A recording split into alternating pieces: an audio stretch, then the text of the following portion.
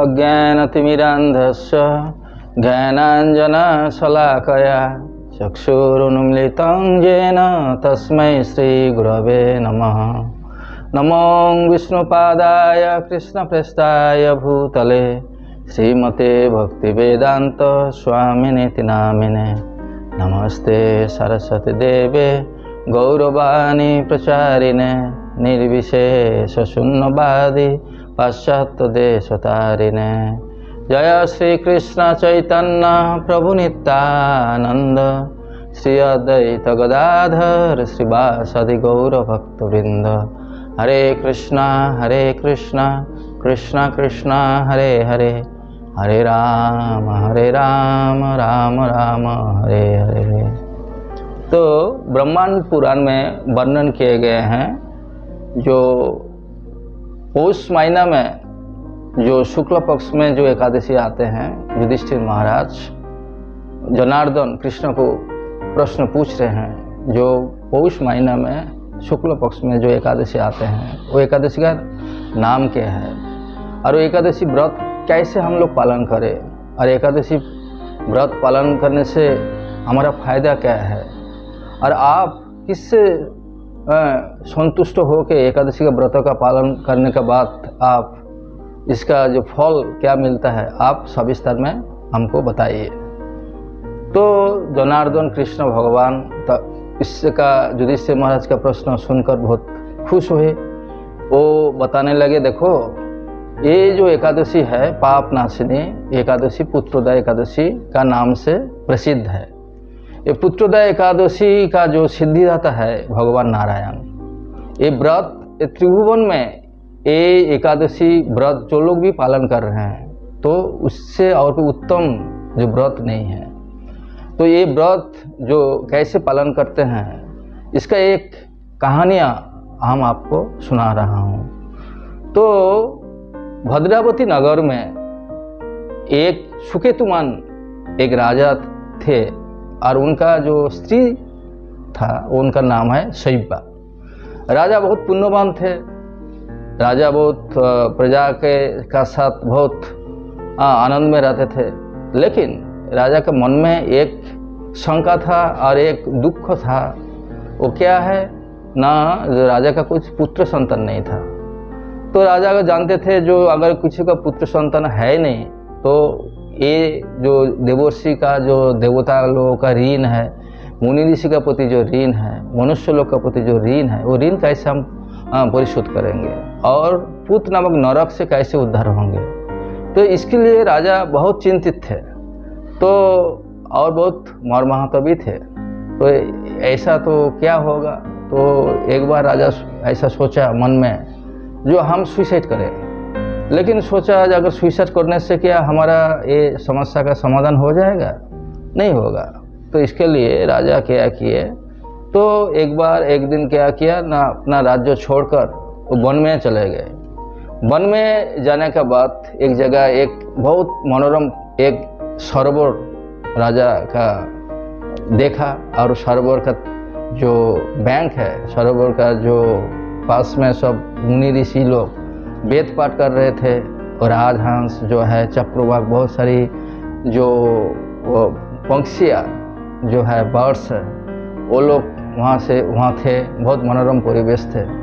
तो राजा वहाँ पर आने के बाद ऋषि को ससंभ्रम में प्रणाम किए, उनको पाद्यार्घ्य देकर दंडवत किए, पूजा किए। तो मुनि लोग बहुत प्रसन्न हुए राजा के व्यवहार से। तो राजा को पूछे बताइए, आपको देख रहा हूँ आपका मन भाराक्रांत है, आपका जो मन में कुछ बादल का छाया देख रहा हूँ, क्यों बताइए, हम लोग को सबको बताइए। तो राजा पूछे जो आप लोग यहाँ पे किसके लिए इकट्ठा हुए हैं। तो राजा वो मुनि ऋषि ने बोले देखो जो अभी जो टाइम है आज से 5 दिन का बाद माघ महीना आ रहा है और हम लोग यहाँ आज एक साथ में असेंबल हुए इसीलिए क्योंकि जो हम लोग एकादशी व्रत पालन करने के लिए ये सरोवर में हम लोग आए। ये जो एकादशी है पुत्रोदय एकादशी नाम है। तो ये कोई अगर पुत्र नहीं है एकादशी व्रत पालन करेंगे तो उनको भगवान केशव का कृपा से उनको पुत्र लाभ होगा। तो राजा तो एक बात श्रवण करने के बाद मन में बहुत आशा का संचार हुए। वो सोचा, अरे हम तो इसके लिए ही ये वन में आए।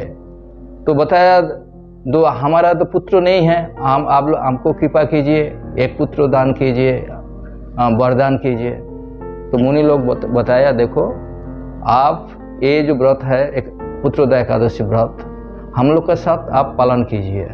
पालन करने से एकादशी का जो फल से वो केशव जो भगवान जनार्दन है उनका कृपा से आपको डेफिनेटली पुत्र मिलेगा।